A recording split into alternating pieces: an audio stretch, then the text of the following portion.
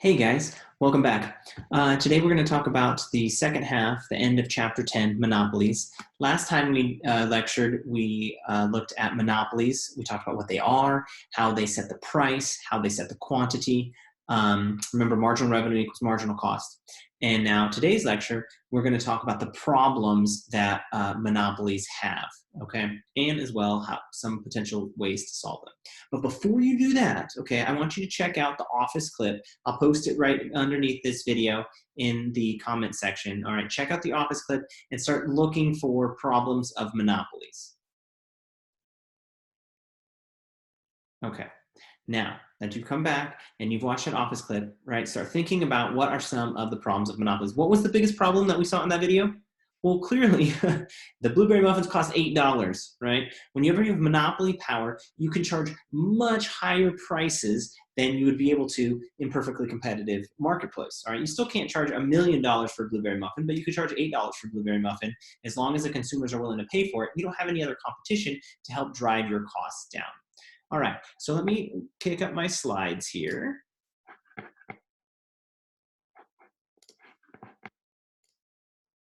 Okay, and we'll talk about the problems with monopoly. So here we have a couple of issues here. The first main problem is that, and this is kind of what we saw in the video, right? They charge an inefficient level of output and an inefficient price. Really, the price is too high, and the output Q is too low. All right, and that's what I mean by inefficient level of output and charge an inefficient price. What am I comparing it to? Well, the efficient kind of like first best case scenario, I'm comparing it to perfect competition, which was chapter 9, which was last chapter, okay? Another issue is that there's less choice for consumers, right? If you have competition, obviously a lot of times you have a lot of different types of goods that you can purchase. And then there's also the problem of rent-seeking behavior.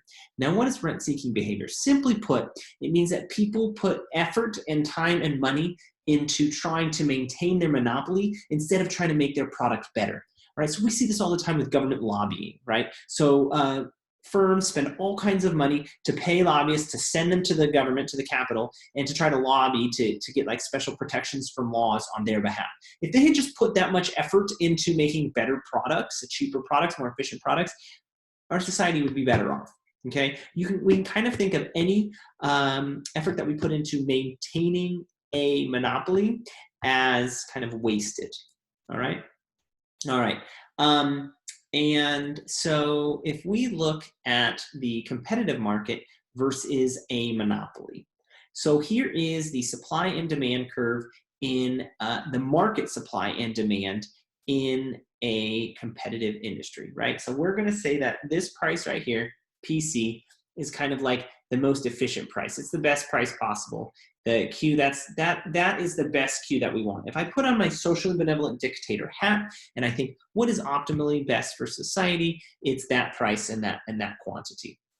All right, well, let's think. In a monopoly, do they produce the same price and quantity? Clearly, the answer is no. Let's look at this. So they're going to have the exact same demand curve. Imagine we took away all the perfectly competitive firms and we just replaced it with a monopoly. They are going to see the same demand curve, okay? But since it's just one firm, remember how we do this for a monopolist, we put up their marginal cost curve, and then we also create the marginal revenue curve. The marginal revenue curve starts at the same spot as the demand curve and has a slope twice as steep. Okay, now how do they set their production and pricing decisions, right? Well, don't forget, they say, hey, where's marginal revenue equals marginal cost? Right there, okay? And then they set that for the quantity. Okay, and then do they set this for the price? No. They go up to the demand curve and then they set the highest price possible, and that is their price. Okay, so we have something that looks like that. All right, so we have the monopolist is locating where marginal revenue equals marginal cost, and they set this price. Look at what's going on here. The price is too high as compared to the perfectly competitive price. The quantity is too low as compared to the perfectly competitive quantity.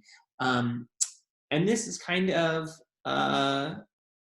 intuitive, right? If I were to replace all of the perfectly competitive firms with a monopolist, I have an immediate increase in the price of the good and a decrease in the quantity of goods sold, right? Both of these are really actually quite bad for society, okay? And so as compared to competitive firms, this is not quite good, all right? Now, I want to talk about this thing called the deadweight loss of monopoly. Now, recall that a deadweight loss means anytime I'm losing out on consumer and producer surplus. Consumer surplus being the happiness in my heart that I get as the consumer from being able to buy a product.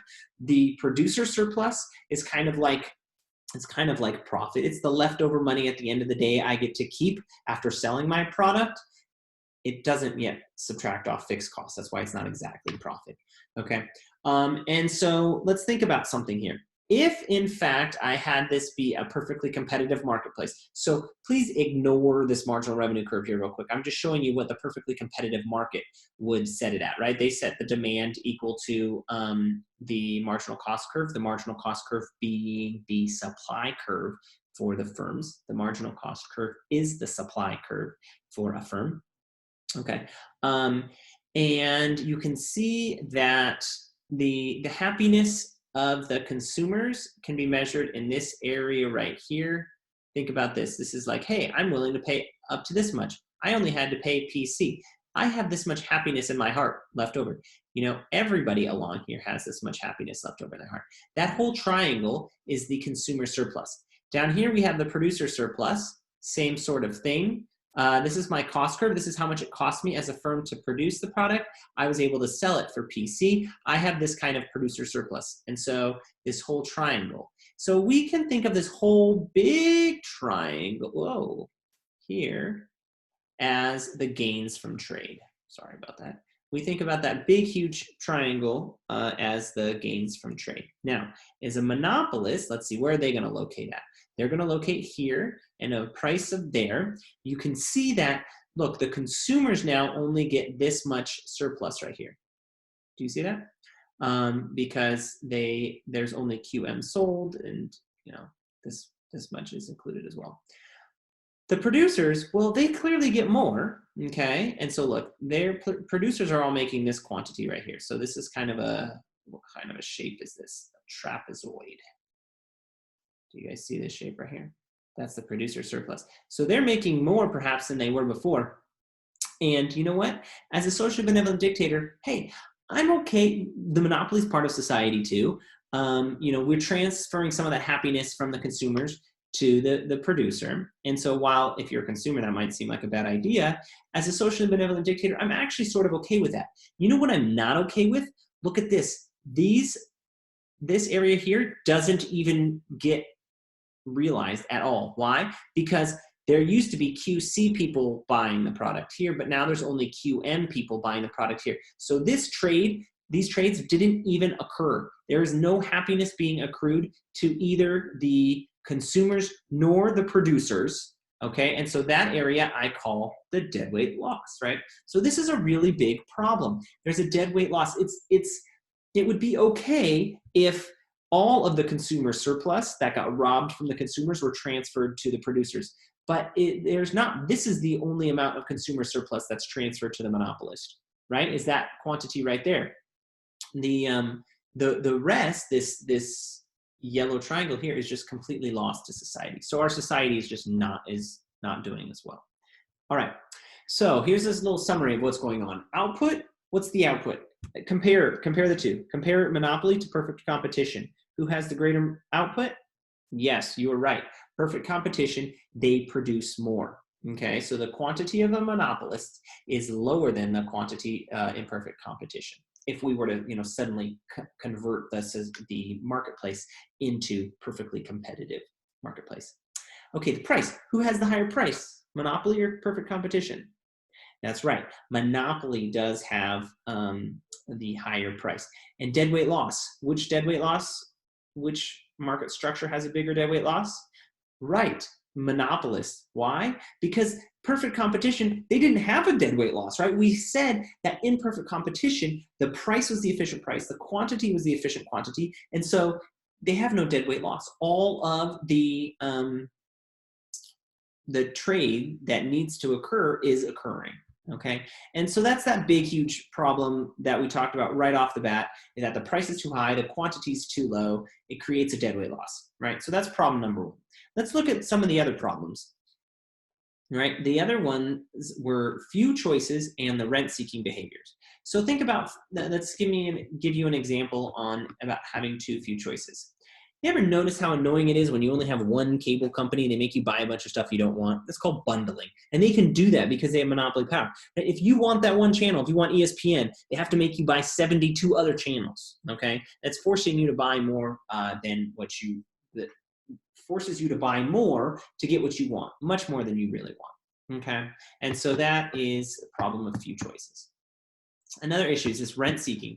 Remember what I said that rent seeking was earlier? It's when the resources are used to try to make your monopoly stronger, to secure your monopoly rights through the political process. Okay, so firms are wasting their time and effort. If I put on my socially benevolent dictator hat, I think it's a waste from society's standpoint. They're not making products, they're not making things better, they're not making our lives better. They're just, being two rival firms that are competing to become a monopolist, right? They're putting a bunch of wasted money really, into lobbyists or systems like that, right? And so their resources end up being used to monopolize rather than become a better, more efficient, more competitive firm.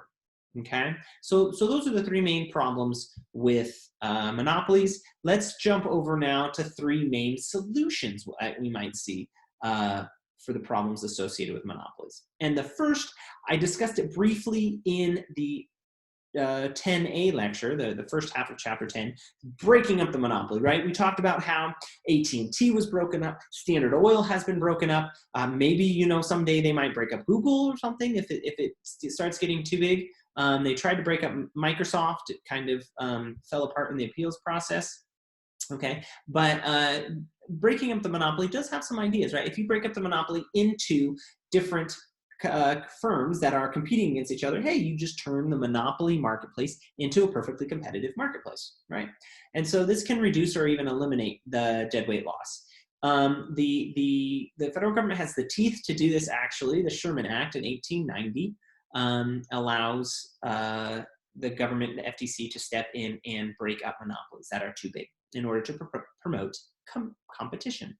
All right, another way we can do this is by reducing trade barriers. I'm talking about between countries usually, right? So if you have barriers, for example, maybe tariffs that don't allow firms outside of the country to produce products and sell them inside our country domestically, then the firms that are here can more easily become monopolies, right? If they have to compete with foreign products, it turns them into perfectly competitive firms, and this can actually be better for society, right? So if I reduce those barriers, it creates more competition and it promotes the efficient use of resources. Now suddenly firms have to get a little bit more efficient. They have to be better at what they're doing. A notable example of this is American automobile manufacturing. Right? Up and through the 60s, the 70s, the 80s, they basically had a monopoly. The big three in Detroit didn't have to compete against any other automakers, and the cars weren't very good. They were big, they were heavy, they were gas-guzzling behemoths, right? And they had terrible reliability. Enter Toyota and other foreign-made cars in the 80s that caused the big three automakers to really rethink what they were doing and try to improve. Of course, they tried to fight tooth and nail to get tariff barriers to prevent those cars to come into the United States. Okay, and a third way is we can maybe regulate the market. Okay, and so what does that mean? I mean, not break up the monopoly. Okay, and this might not work in the case of a natural monopoly. Do you remember what I said that natural monopolies are? Natural monopolies are these firms that have the constantly falling average total cost curve. So actually, if I have one really big firm that produces, okay, and so let me put the axes on this graph. Okay, so this graph, this here gives me quantity, and this here gives me dollars in costs. okay? And you see this ATC curve is constantly falling. It doesn't have the U shape that we traditionally associate with an ATC curve. Okay, I actually want the biggest possible firm producing because they will be able to produce at the lowest total cost, and they can pass on those savings in theory to societies. So as socially benevolent dictator, I say, I actually don't want to break up this natural monopoly because they have, what is it called? Increasing returns to scale, right? As they get bigger, they get more efficient. Okay, so why not break up these? Well, I don't want to actually break them up because I want only one firm. But I can't have a giant monopolist that's milking us for all that we were willing to possibly pay to, right? We don't want them ripping us off. So perhaps a government can use price regulation. The government can come in and say, hey, you can't raise the price above a certain amount, okay? Now, question, what should that price be that the government regulators forces this giant natural monopoly? Maybe price can equal marginal cost.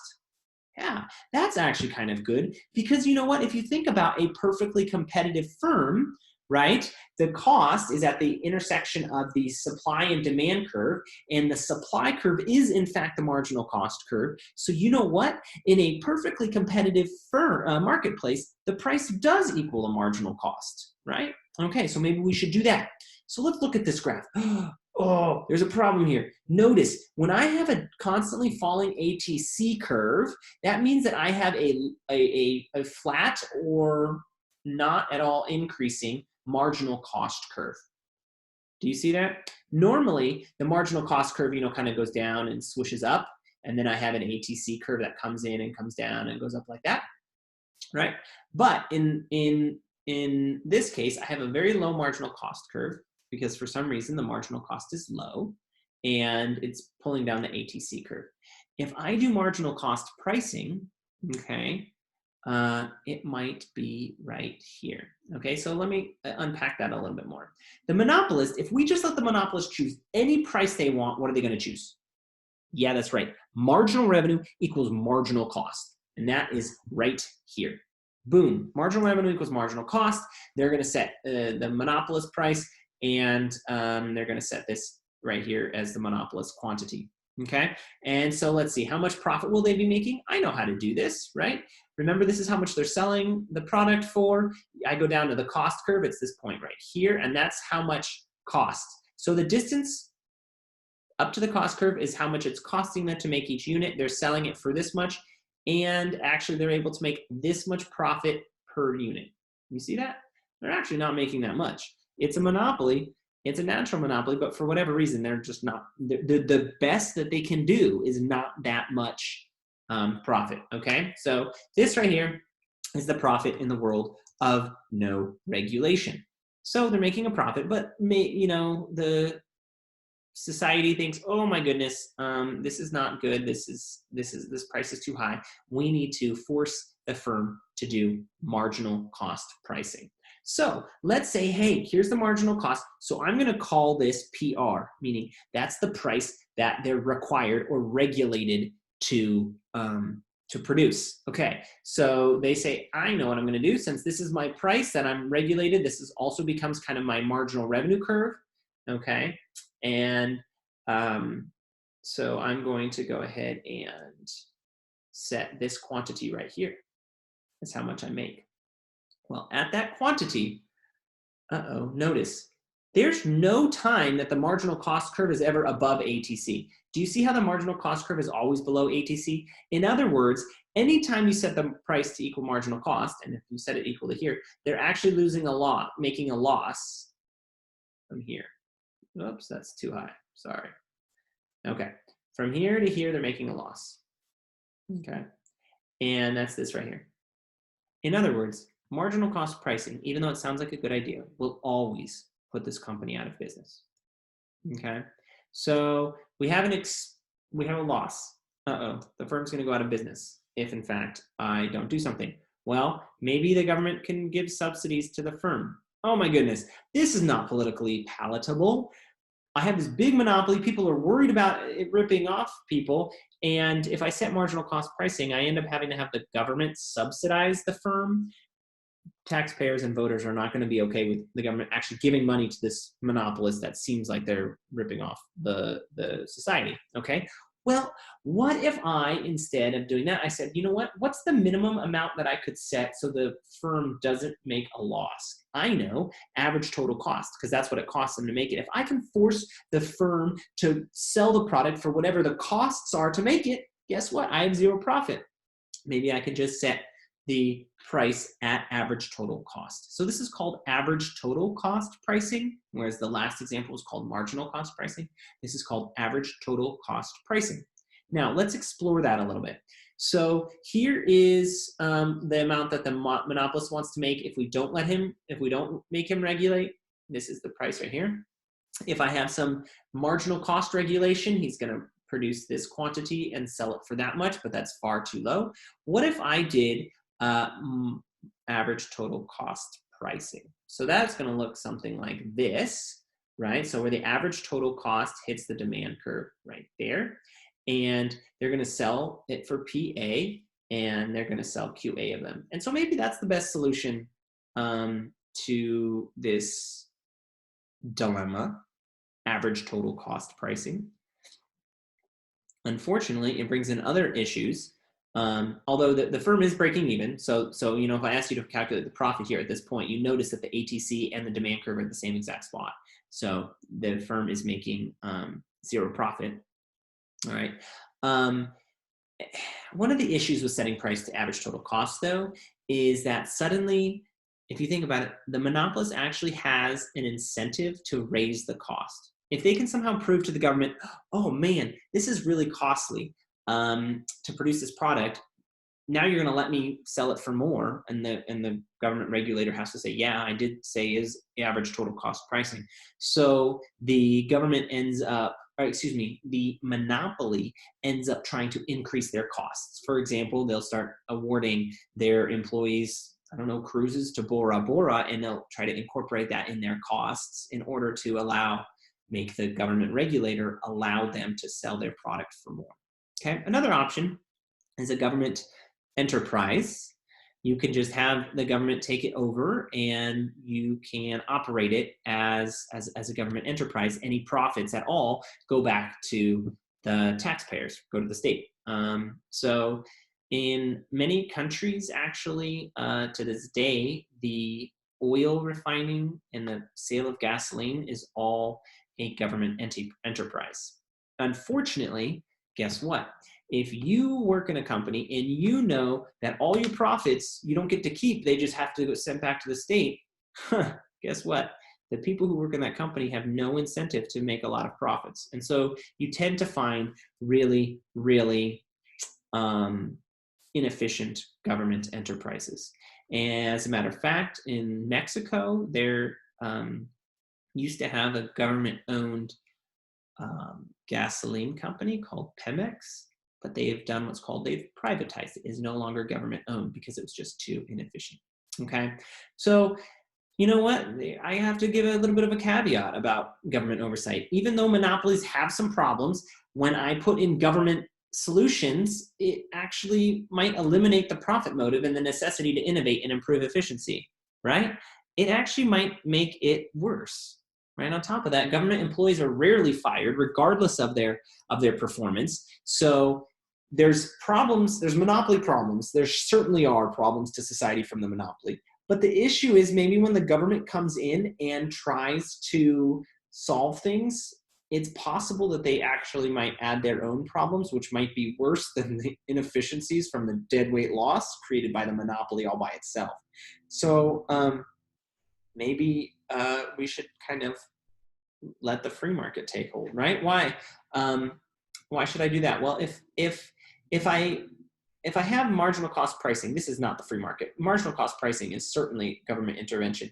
They have no incentive to lower costs, so maybe I ought to let the free market go. It's actually perhaps often better than government intervention, which changes incentives for the firm and makes the firm operate less efficiently, right? So it's like the worst of two evils. What do you go with? Monopoly, deadweight loss, we're milking our citizens, we're ripping them off to too high prices, or do I have the government get involved and I have all these government inefficiency problems, right? That's a you decision. You decide which one you think. Put on your social benevolent dictator hat and think about which one you think is more bad and pick the less bad option, okay? All right, so in conclusion, right, monopolies, they don't always earn profit. They can sustain long-term profit, but they don't always earn profits. They can control the supply of how much something is sold for, but then not the demand. Maybe nobody buys it. Maybe people aren't willing to pay for that. Competitive markets maximize social welfare. Okay, what do I mean by welfare? I mean happiness. I mean total surplus. I mean this thing called consumer surplus, and I mean this thing called producer surplus. Those are all really, really important to the welfare. Monopolies, however, they tend to lead to a welfare loss, and we call it a deadweight loss. Why? Remember, the price is too high, the quantity produced is too low. Okay, it's often true that the government seeks to limit monopoly outcomes and promote competitive markets, but they can cause even bigger problems. And then finally, when I think about all of the potential market structures that a firm can be in, there's perfect competition on one side, and then there's monopoly on the other side. If I think of a spectrum, right, perfect competition is on one side, monopolies on the other side, and they're at opposite extremes. All right, so that's all I have for you for this chapter. Good luck. Thanks for listening.